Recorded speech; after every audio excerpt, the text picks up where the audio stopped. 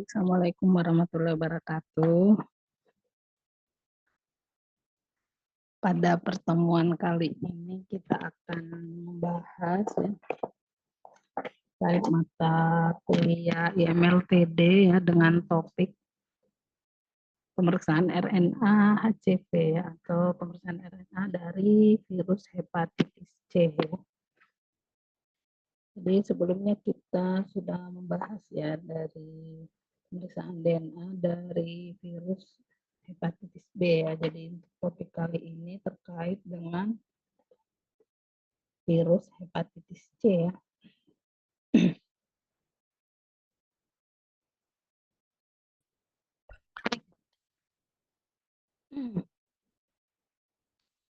Jadi virus hepatitis C ya. Jadi apa itu virus hepatitis C ya? Jadi virus hepatitis C itu merupakan jenis virus hepatitis ya, atau peradangan hati yang disebabkan oleh virus hepatitis C ya. Jadi hepatitis C ini adalah jenis yang paling berbahaya ya dari semua jenis virus hepatitis ya. Karena biasanya infeksi virus ini ya biasanya tidak menimbulkan gejala ya sampai di tahapan akhir infeksi kronis ya. Jadi biasanya orang itu apabila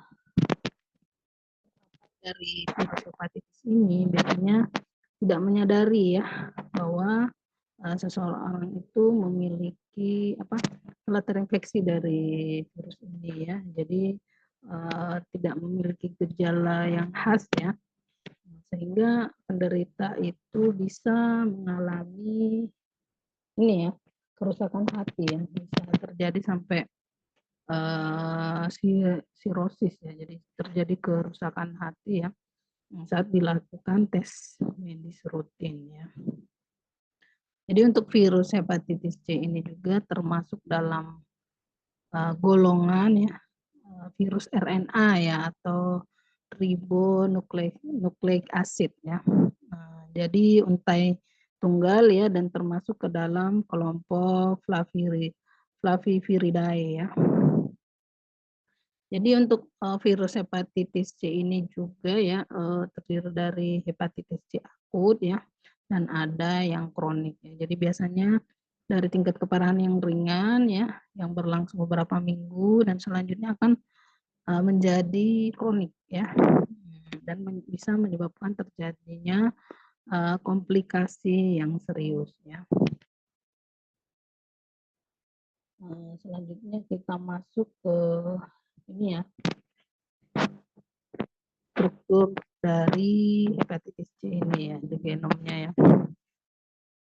Jadi untuk virus hepatitis C ini ya termasuk dalam kelompok ya Flaviviridae ya, dengan genom itu ribonucleic acid ya, atau RNA ya, berantai tunggal atau single stranded ya, polaritasnya positif ya, dan memiliki genom 10 KB ya.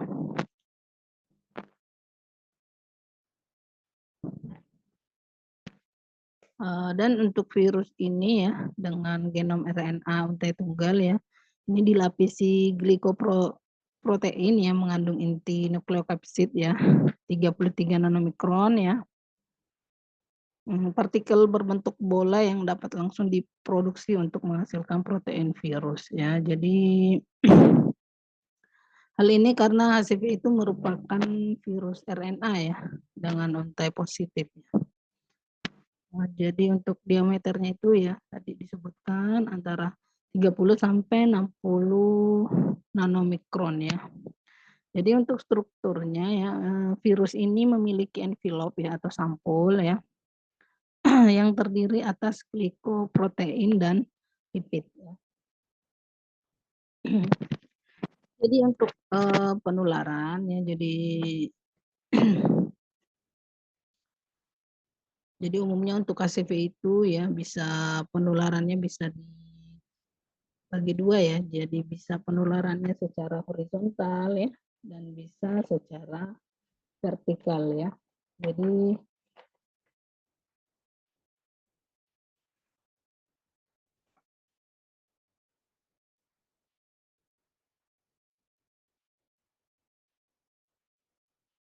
Jadi untuk biasanya yang untuk HCV ini biasanya penularan HCV itu dikaitkan dengan transfusi darah ya, ataupun produk darah melalui jarum suntik ya. Jadi di sini untuk penularan horizontal ya. Jadi biasanya terutama melalui cara parental ya, ataupun di sini transfusi darah ya, ataupun komponen darah ya, hemodialisa ataupun penyuntikan obat secara intravena.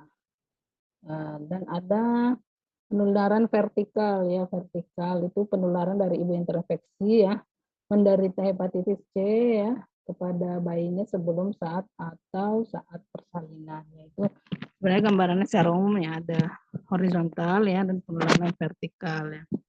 Ini bisa kita lihat membagi poin-poinnya ya. Jadi penggunaan jarum suntik yang sama ya, misalnya dalam penggunaan narkoba ya. Saya berbagi pribadi ya untuk peralatan yang terkontaminasi ya. Jadi ini seperti pisau cukur ya, yang rentan ya melukai kulit ya, berpotensi virus itu masuk ke dalam tubuh ya. Hubungan seks ya dengan orang yang terinfeksi ya, luka tertusuk jarum ya pada petugas kesehatan ya, apabila jarumnya itu misalnya sudah dipakai oleh orang yang terinfeksi ya. Ini yang penularan vertikal ini dari ibu ke bayi selama kehamilan ataupun persalinan ya. Jadi kalau ini untuk penularan ya. Jadi kalau berbicara struktur genom ya, mungkin sebelum kita masuk ke ini ya, saya mau ini dulu untuk kembali ke ini ya,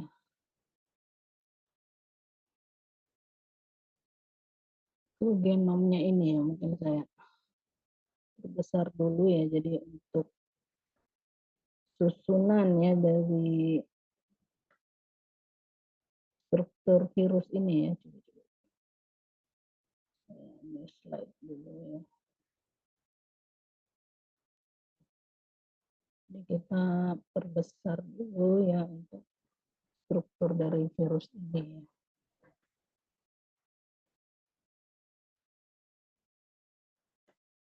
Jadi bisa kita lihat ya dari struktur ya, secara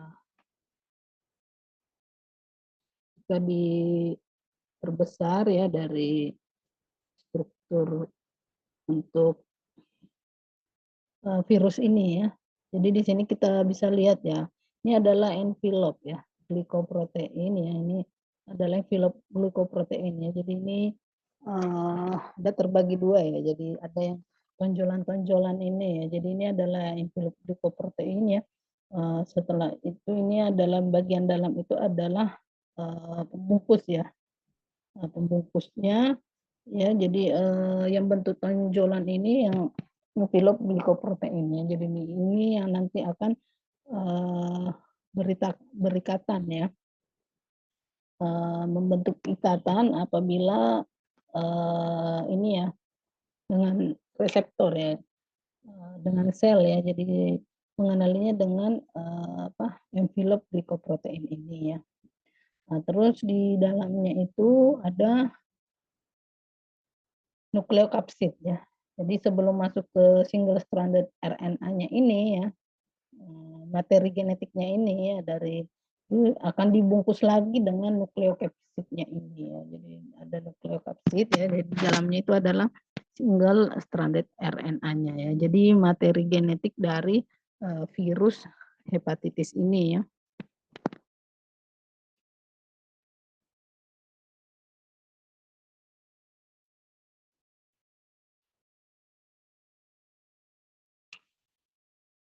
Jadi di sini ini ya gambaran struktur dari virus RNA ini. Nah, kalau kita berbicara struktur genomnya ya, jadi terdiri dari satu RF ya, reading frame ya, reading frame yang beri kode pada polipeptida komponen struktural ya, yang terdiri atas nukleokapsid ya, jadi inti C ya. Jadi untuk protein selubung ya yang tadi ya, ataupun envelope ya, ini kodenya adalah E1 dan E2 ya. Jadi bagian non struktural dibagi menjadi NS2, NS3, NS4A, 4B ya, 5A dan 5B ya. Jadi untuk virusnya ini ya dilapisi glikoprotein ya dengan partikelnya itu berbentuk bola ya. Jadi inti dari nukleokapsid ini ukurannya 33 nanomikron ya. Dan dapat langsung menghasilkan protein dari virus ya. Jadi itulah sebabnya HCV merupakan virus dengan RNA untai positif ya.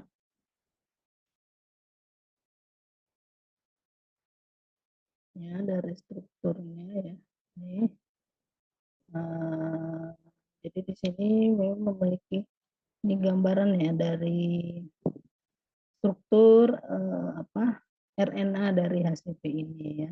Jadi 3 struktural proteinnya ya. Jadi di sini ada 3 bentuk ya protein ya dan 7 non struktural proteinnya. Jadi ini bisa dilihat ya. Jadi ada yang bagian C itu adalah nukleokapsidnya ya. Jadi di sini ada S1 3 struktural protein itu berarti core ya, S1 dan E2 ya.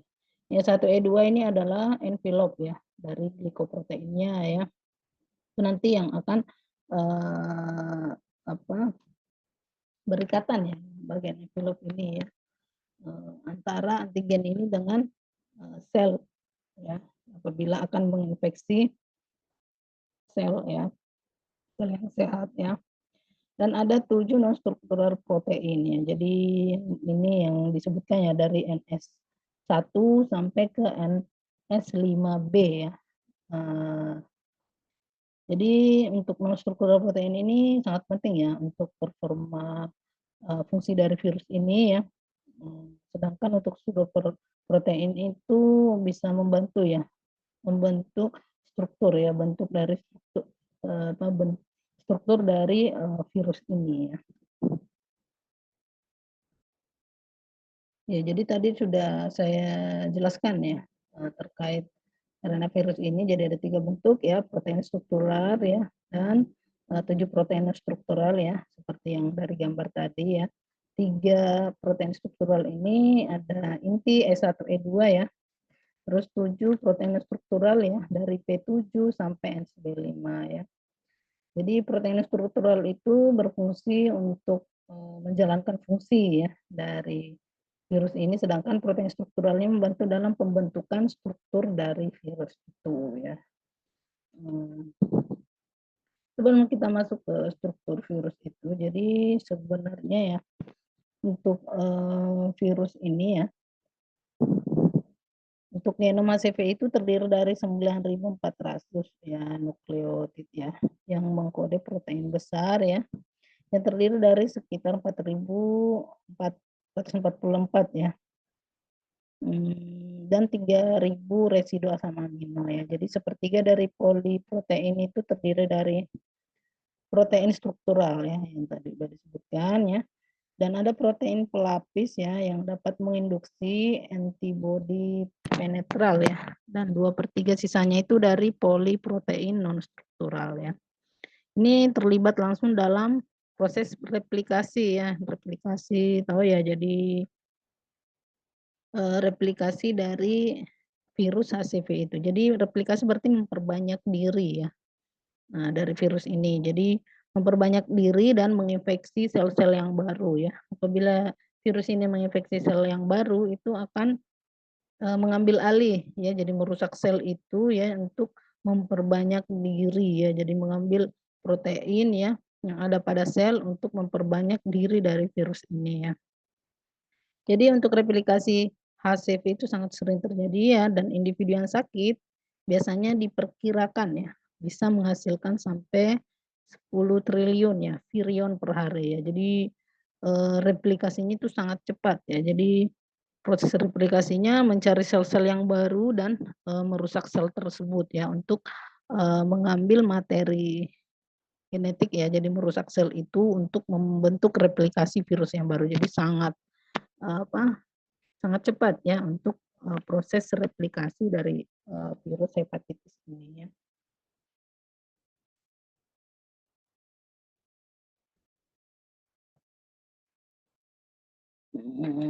Sekarang kita masuk ke siklus hidup ya. Jadi sebenarnya untuk virus hepatitis ini memiliki ini ya siklus hidup. Jadi ada beberapa tahapan ya dari virus itu masuk ke dalam tubuh ya sampai akhirnya melakukan replikasi dan merusak sel ya. Itu ya. Jadi sebenarnya untuk virus hepatitis ini ya, jadi begitu virus hepatitis ini masuk ke darah, dia akan dengan cepat ya eee, di sini ya masuk ke menemukan pada masuk ke dalam sel hati ya. Jadi HCP masuk ke dalam eee, hepatosit ya. Jadi di sini tempat berikatannya dengan reseptor permukaan ya. Jadi, tonjolan tadi yang envelop glikoprotein ya, dia akan, berikatan dengan reseptor yang sesuai ya, yang cocok ya. Jadi di sini, HCP yang masuk ke dalam hepatosit ya, mengikat suatu reseptor permukaan yang spesifik. Jadi mencari, yang bisa spesifik ya, reseptor yang sesuai dengan, envelop yang tonjolan-tonjolan yang tadi yang ada pada gambar struktur selnya ya. Jadi protein permukaan sel ya, CD81 ya, adalah protein, pengikat HCP ya. Kalau pengikat HCP ya, yang terlibat dalam masuknya virus. Kalau untuk virus HIV sendiri itu biasanya yang dilihat penurunan itu adalah CD4-nya ya. Kalau di sini, untuk reseptor masuknya itu ya permukaan sel dari CD81, jadi CD81 ya. Ini adalah protein pengikat HCP ya, yang terlibat, dalam masuknya virus ya. Jadi protein virus ini ya, protein E2 berikatan dengan situs reseptor ya, di luar sel hati ya. Jadi di sini, mmm, pada saat ini ya, jadi virus itu dapat mengelabui sel hati ya, agar memperlakukan RNA virus sebagai miliknya ya. Jadi seakan-akan itu, virus ini pada saat masuk ya, seakan-akan dia mengelabui supaya tidak dikenali ya. Jadi sel hati itu, seakan-akan tidak menyadari bahwa yang masuk ini sebenarnya adalah RNA dari virus itu. Jadi diperlakukan seperti, eee, sel yang sel yang bukan virus ya, jadi sel normal ya. Jadi, dalam proses ini virus itu merusak fungsi normal dari hepatosit ya, atau menginfeksi hepatosit, tambahan ya. Jadi, pada saat protein virus ini ya menembus dinding sel ya, dengan proses kimiawi ya, di mana selaput lemak itu bergabung dengan dinding sel. Selanjutnya dinding sel ini ya akan melingkup ya, dan menelan virus serta membawanya ke dalam hepatosit ya. Jadi dalam hepatosit ini selaput virus ya ataupun nukleokapsidnya ya, karena di dalam, nukleokapsid ini, ada materi genetik itu ya, RNA dari virus hepatitis itu ya.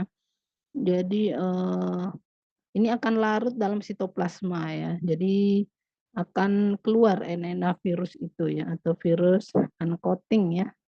Dan, nanti selanjutnya akan mengambil alih peran ya, bagian ya, dari ribosom hepatosit ya, dari saat membuat bahan-bahan untuk, proses dari, reproduksi virus itu ya.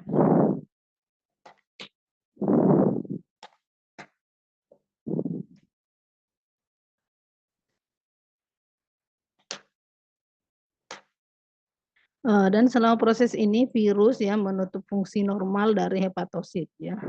Jadi ini membuat lebih banyak lagi hepatosit yang terinfeksi ya. Selanjutnya membacak mekanisme sintesis protein hepatosit dan memproduksi protein yang dibutuhkannya untuk berfungsi dan berkembang biak. Jadi, pada saat virus itu masuk ke dalam sel hepatosit ini ya, jadi sel hepatosit itu sudah tidak bisa berfungsi lagi ya.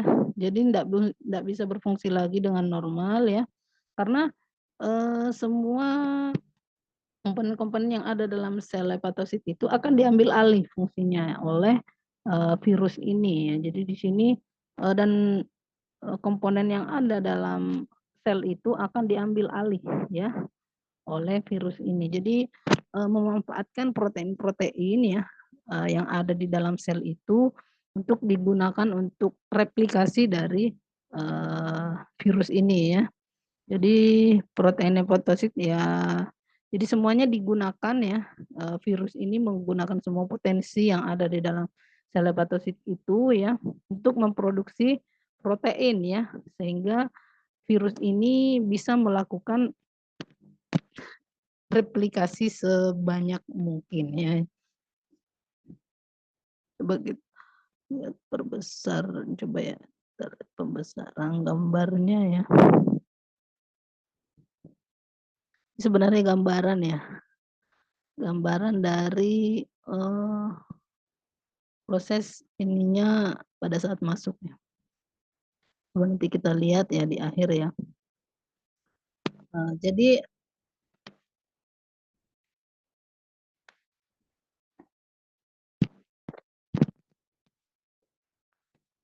ya ini bisa kita lihat ya dari proses RNA yang masuk ya, coba. Jadi RNA virus dipergunakan sebagai cetakan ya atau template ya untuk memproduksi massal ya poliprotein ya pada proses translasi ya. Jadi, digunakan sebagai template ya untuk memperbanyak ya, pada saat proses translasi. Jadi poliprotein ini dipecah dalam unit-unit protein yang lebih kecil ya, jadi ada 2 ya, tadi yang sudah disebutkan ya bahwa protein struktural ya dan non-struktural dan ada protein, regulatori ya. Jadi, protein regulatori ini akan memulai sintesis kopi virus RNA asli, jadi melakukan kopi virus, ke RNA asli ya. Terus RNA virus ini melakukan, mengkopi diri ya dalam jumlah besar untuk menghasilkan bahan ya, dalam membentuk virus baru ya. Jadi hasil dari kopi ini adalah, bayangan ya atau kopian dari RNA orisinil ya, dan disebut RNA negatif ya. Jadi RNA negatif ini akan bertindak sebagai cetakan ya atau template untuk memproduksi ya RNA positif yang lebih banyak ya, yang merupakan kopi identik dari materi genetik virus ini ya. Jadi, di sini bisa terlihat ya. Setelah itu ya, jadi ini bisa kita lihat ya bagaimana satu ya, masuk ya. Jadi di sini kita lihat masuk ya, ini virus ini masuk ke dalam ya, ke dalam sel ya. Jadi di sini merilis HCP ya dengan stranded RNA ya. Nah, terus di sini adalah proses translasi ya, untuk proses memproduksi massal poliprotein itu ya di sini ya. Jadi di tahapan ini ya, masuk ke proses translasi ya. Nih, poliprotein ini ya, nih dibuat menjadi struktur yang lebih kecil ya, ya di sini. Ya setelah itu ya, memulai sintesis kopi virus ya. Kopi virus ya, di sini ya, dari yang kecil itu dilakukan kopi virus ya, setelah itu, memproduksi ya, di sini ya. Jadi di sini akan terbentuk ya, nih, kopian dari, cerminan dari RNA orisinil ini ya, namun disebut sebagai RNA negatif ya. Ini menjadi cetakan ya untuk membentuk nanti ya RNA dari, RNA positif ini ya. Jadi sebenarnya merupakan kopi identik ya dari materi genetik virus itu ya. Setelah itu dia akan masuk ke tahap ini ya, di tahap akhir ini. Jadi proses ini berlangsung terus ya dan memberikan kesempatan untuk terjadinya mutasi genetik ya. Jadi menghasilkan RNA untuk strain baru ya, virus dari hepatitis C ini ya. Jadi setiap kopi virus baru akan terinfeksi dengan protein struktural ya, yang nanti akan membentuk nukleokapsid ya, dan kemudian inti dari virus baru ya. Jadi amplop dari protein ini kemudian akan melapisi inti dari virus baru ya. Ini adalah dilihat terakhir itu adalah formulasi ya dari HCV. Jadi ini sudah terbentuk ya. Terbentuk kopi virus yang aslinya ya. Jadi sudah terbentuk kopi virus aslinya, maksudnya virusnya itu di dalam sudah terbentuk ya, sudah lahir kembali ya. Jadi kopian-kopian virus ini dan dia akan keluar dari sel itu ya. Jadi sudah terbentuk ya, materi genetiknya sudah ada ya. Terus envelope-nya sudah ada. Jadi amplop protein melapisi inti virus baru. Jadi di sini sudah terbentuk ininya ya, bungkusan atau amplop ya dari virus baru ini. Setelah itu virusnya itu dikeluarkan ya dari dalam hepatosit menuju pembuluh darah dan menembus sel ya. Jadi setelah terbentuk ya berarti newborn ya, jadi lahir virus-virus baru yang sangat banyak ya. Jadi setelah itu dia akan keluar sel ya. Nih ya, release of new virus progeny ya. Jadi keluar virus barunya dan akan mencari virus sel-sel yang lain untuk diinfeksi kembali ya.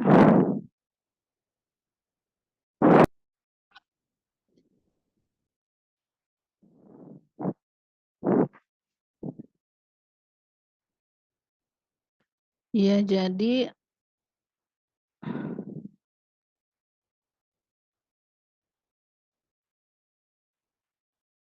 ya, jadi di sini selanjutnya ya. Jadi sebenarnya untuk tes hepatitis itu ada beberapa ya.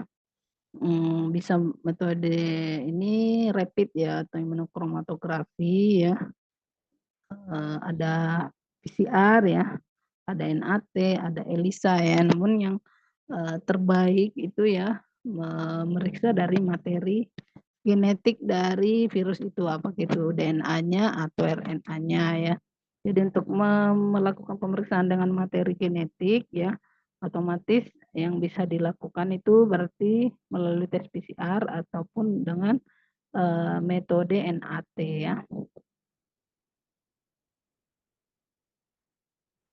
Ya, ya. Jadi untuk tes PCR HCV-RNA itu diperlukan ya. Jadi sebenarnya untuk diagnosis yang lebih cepat ya dengan tingkat sensitivitas ya dan spesifisitas yang tinggi ya.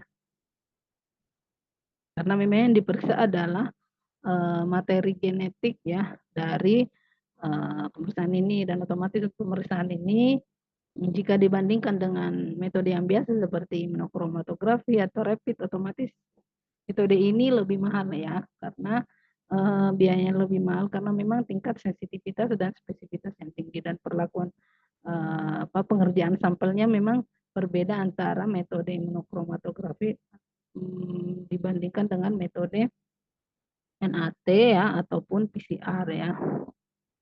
Ya, jadi siapa saja yang membutuhkan tes HCV-RNA ini. Jadi memang dibutuhkan ya untuk pemeriksaan ini ya, untuk diagnosis ya, misalnya calon pendonor ya, penderita yang ingin melakukan pengobatan ya, dan sebagai terapi ya, atau pemantauan dari pengobatan ya.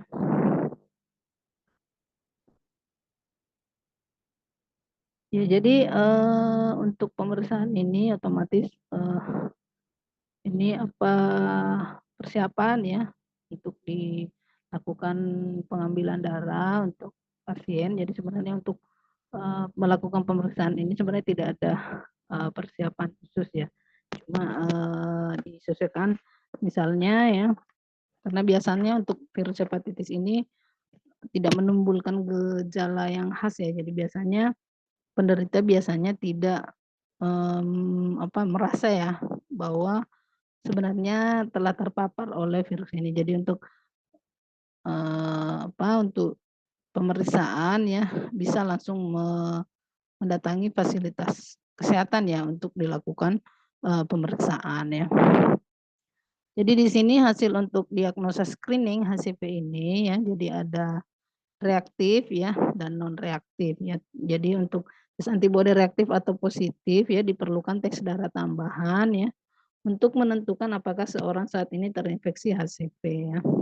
Ya, jadi, lanjutannya itu kalau misalnya hasilnya reaktif ya dilanjutkan ya dengan tes RNA-seq ya atau tes konfirmasi untuk HCV. Jadi biasanya kalau di tes rapid itu reaktif ya, otomatis kita harus mencari pemeriksaan ya, pemeriksaan tambahan yang lebih sensitif ya ataupun spesifik ya, seperti, untuk tes RNA ya dari HCV ini ya.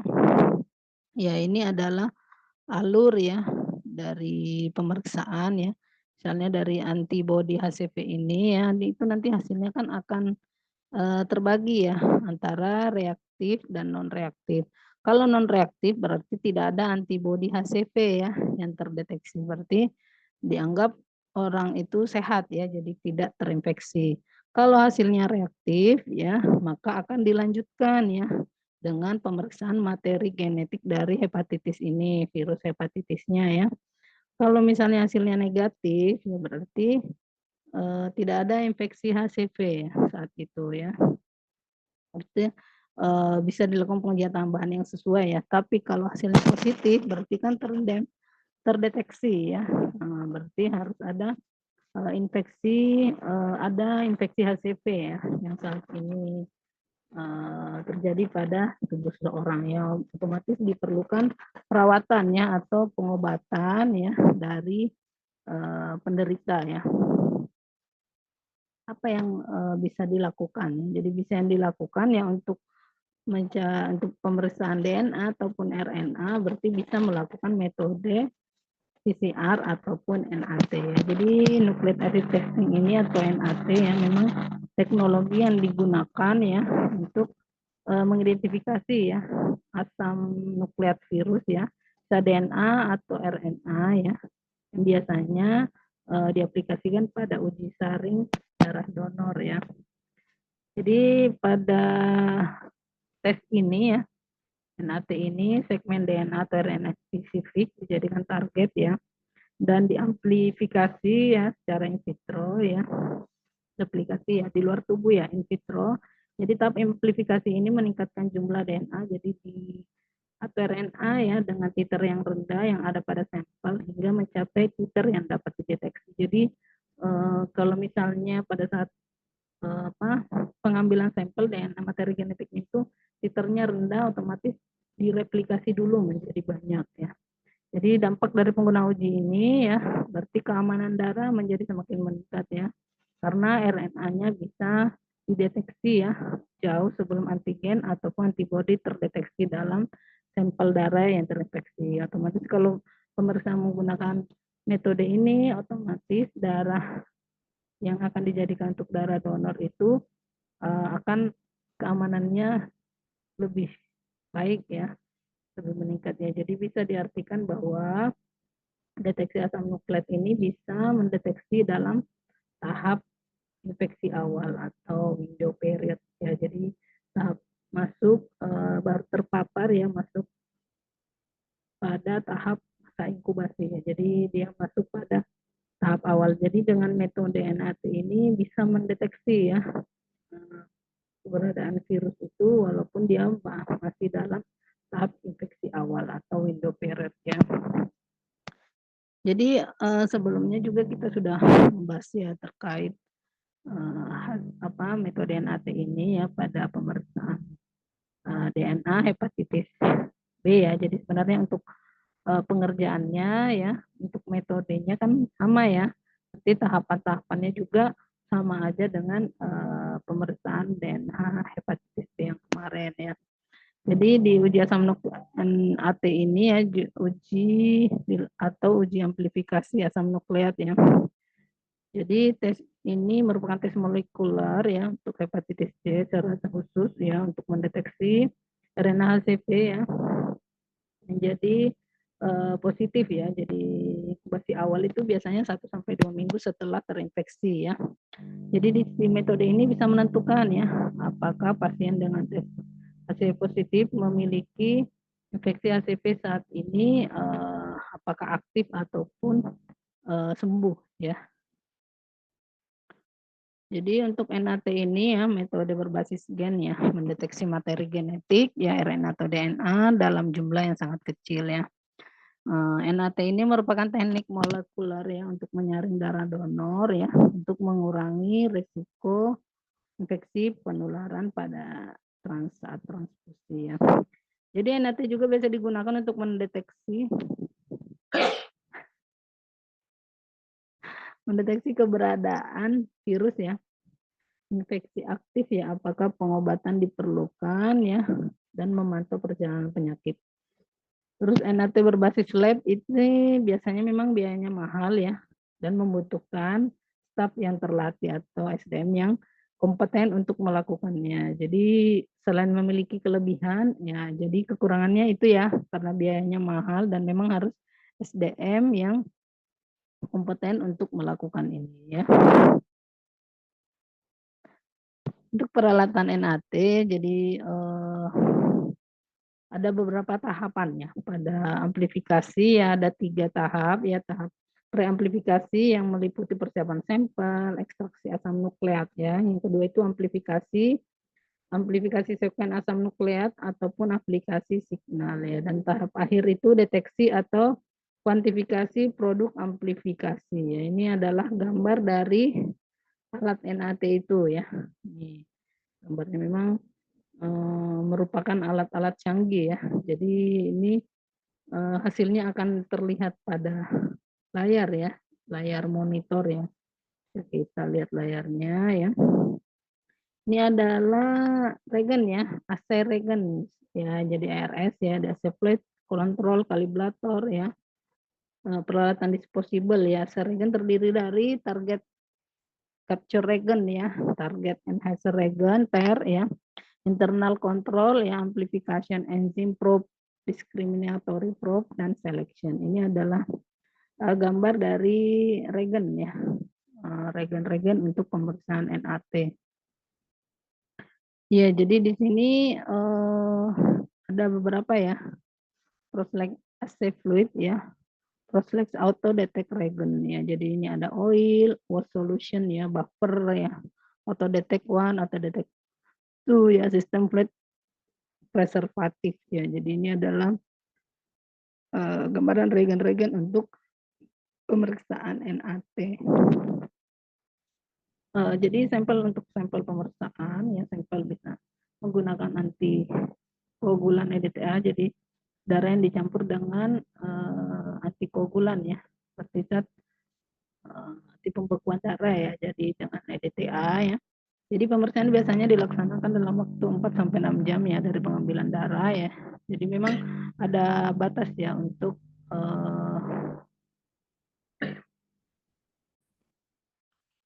sampelnya bisa antikoagulan EDTA ya.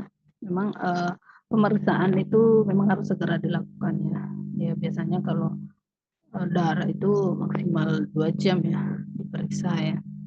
Supaya hasilnya itu akurat ya. Jadi sampel jika sampel tidak langsung diperiksa ya, jadi sampelnya itu harus disimpan suhunya itu kurang dari 20 derajat Celcius ya. Sampel yang disimpan beku dilakukan thawing terlebih dahulu ya sebelum dipergunakan ya. Guna menjaga titer DNA atau RNA tetap stabil ya. Jadi kalau memang sampel itu harus disimpan ya, jadi kita harus menjaga ya agar titer DNA dan ataupun RNA sampel itu tetap stabil ya.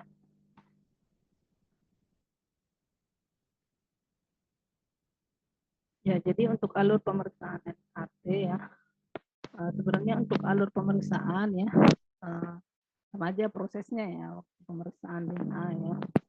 Jadi itu ada target capture ya, ini kita mengulang penjelasan kembali ya TC ya. Jadi untuk tahapan ini ya, jadi sampel itu dipanaskan ya pada suhu tertentu ya 62 derajat Celcius ya. Jadi untuk pemanasan ini sebenarnya tujuannya untuk melisiskan sel virusnya. Supaya sel virus itu lisis ya. Jadi apabila lisis maka DNA atau RNA akan keluar dari dalam sel ya. Jadi supaya materi genetik ini akan keluar ya. Selanjutnya itu DNA itu ataupun RNA ditangkap oleh target capture ya atau probe ya, internal control ya, yang dibawa oleh mikropartikel magnetik ya. Jadi akan ditangkap ya, akan berikatan ya dengan probe ya antara DNA RNA dengan probe ini ya. Selanjutnya adalah transcription mediated amplification ya atau tahap TMA ya. Jadi pada tahap TMA ini ketika primer amplifikasi ya atau enzim reverse transcript RT ya dan RNA polimerase ini direaksikan ke dalam satu tabung reaksi ya, maka akan terjadi amplifikasi ya. Jadi akan menghasilkan berjuta-juta kopi RNA ya yang disebut amplikon ya. Terus masuk ke tahapan HPA ya atau hybridization protection assay ya. Jadi untuk tahapan ini ya, jadi amplikon itu dari hasil amplifikasi akan dilabel ya dengan jalan dihibridasikan. Dihibridasikan dengan probe ya yang mengandung label acrylium ester ya. Jadi selanjutnya itu akan dilakukan deteksi ya antara amplikon yang berlebar ya dan amplikon yang tidak berlebar ya. Jadi dengan adanya regen hidrolisa ya. Jadi yang terdapat pada amplikon yang tidak terhibridisasi ini akan dilakukan hidrolisa ya. Sedangkan untuk AE pada amplikon yang terhibridisasi ya akan terlindung dalam double helix struktur ya dari DNA sehingga hidrolisa akan berjalan ya dan emisi cahaya akan lebih bertahan ya. Terus ada dual kinetic assay atau DKA ya. Jadi pada tahap DKA ini dilakukan pengukuran relatifnya like unit atau RLU ya antara kontrol internal dengan sampel ya. Ya ini ya detection CD atau pengukuran relatif like unit pada tahap DKA ya. Jadi untuk tahap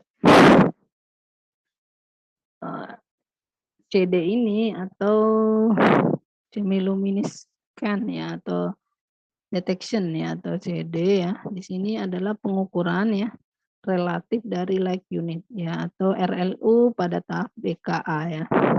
Jadi sinyal flasher ya itu adalah label probe ya yang spesifik ya yang memiliki emisi cahaya yang cepat. Jadi sinyal flower ini merupakan label probe ya yang spesifik dari virus yang memiliki emisi cahaya yang lambat ya.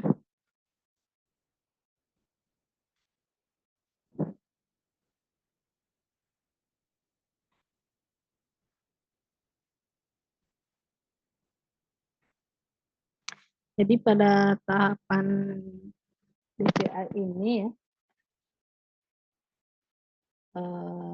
tahapan CD ini ya, jadi di sini bisa menentukan nanti ya dari RLU ya positif atau tinggi ya.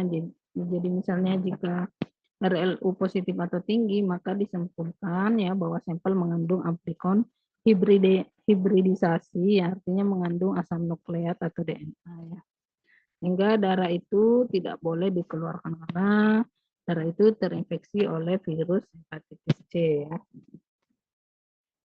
Jadi untuk interpretasi dari hasil RNA ini ya, jadi bisa dilihat ya RLU-nya positif atau tinggi ataupun RLU-nya itu negatif ya. Jadi dari nilai relatif like unit ini ya atau disingkat RLU ya. Ya, jadi apabila RLU positif atau tinggi, maka sampel ini terdapat amplikon ya yang terhibridasi ya atau positif ya. Kalau negatif berarti tidak terdapat amplikon terhibridisasi. Kalau negatif berarti sampelnya itu aman ya, berarti darahnya bisa didonorkan ya.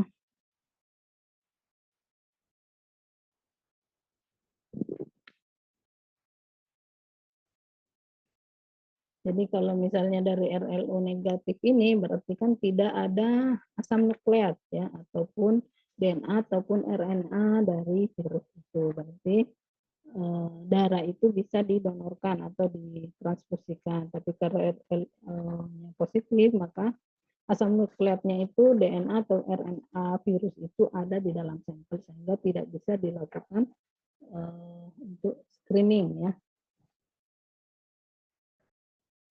Tidak bisa dilakukan untuk ditransfusikan.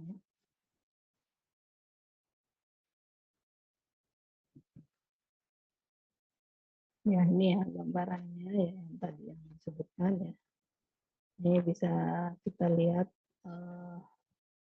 hasilnya ya. Ini adalah contohnya yang mana misalnya negatif ya, reaktif ya maupun invalid. Jadi nanti akan dilihat dari antikon ini ya, yang hasilnya tinggi ataupun rendah ya. Jadi ini adalah contoh dari report ya, plus assay result report ya dari PROSLEC ya. Hasilnya misalnya kalau hasilnya positif ya ataupun negatif ya, dan hasilnya misalnya bisa saja misalnya invalid ya. Jadi ada juga hasil bisa terbaca itu invalid ya. Kalau misalnya hasilnya reaktif, ini bisa kita lihat pada tulisan yang berwarna merah ya. Hasil ini adalah contoh ya dari interpretasi hasil pemeriksaan ya.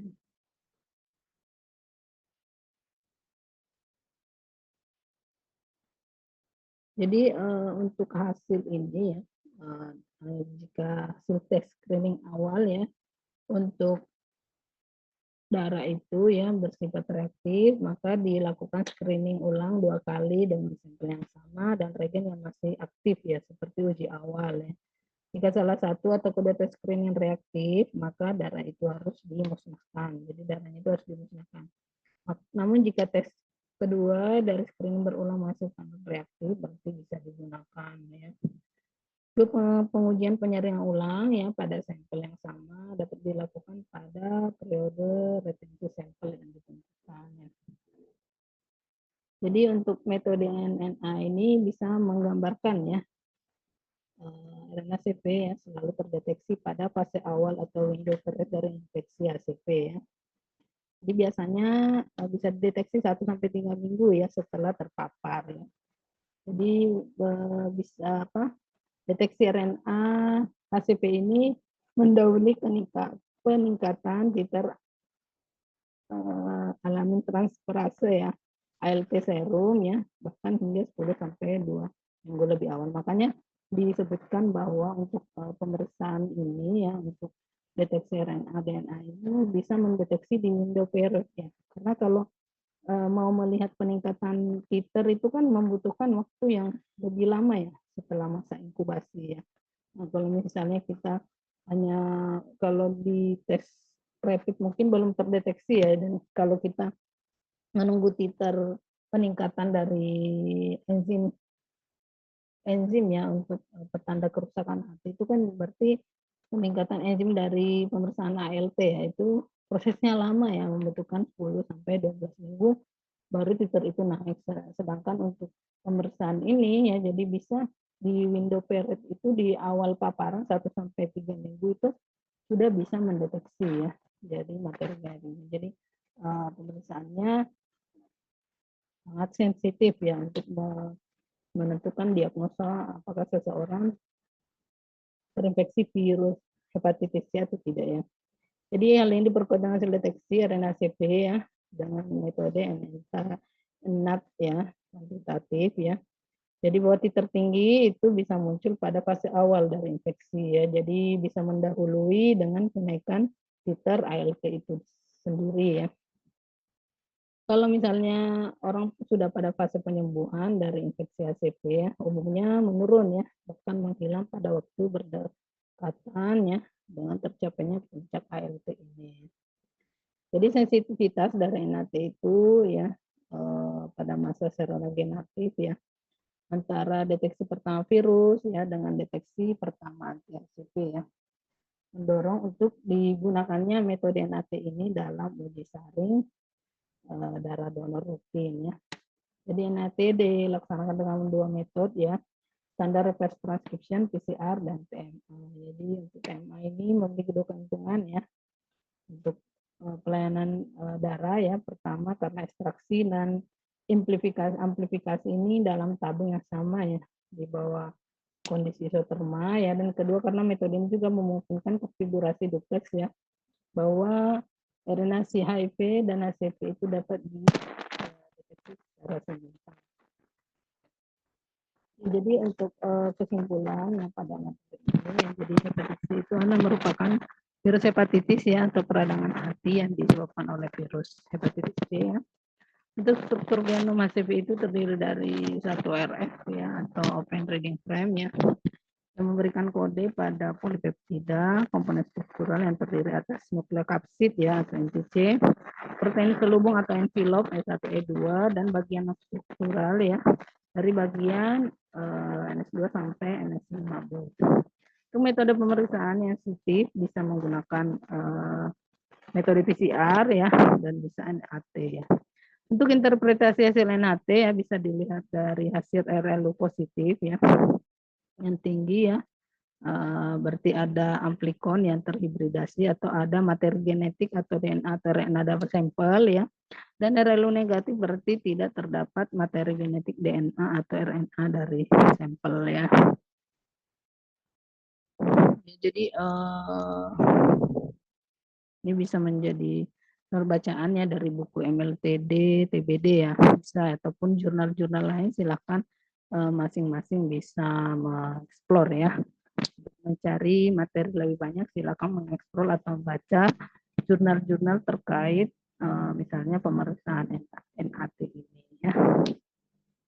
Jadi di kesimpulan ini merupakan tahap akhir ya dari materi ini. Jadi silakan bisa belajar ya. Nanti di akhir sesi kita akan menjawab kuis dari materi ini ya.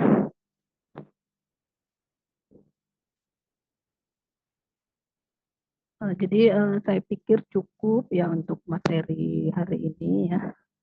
Selamat belajar buat adik-adik semua. Semoga materi ini bermanfaat ya. Mungkin saya tutup.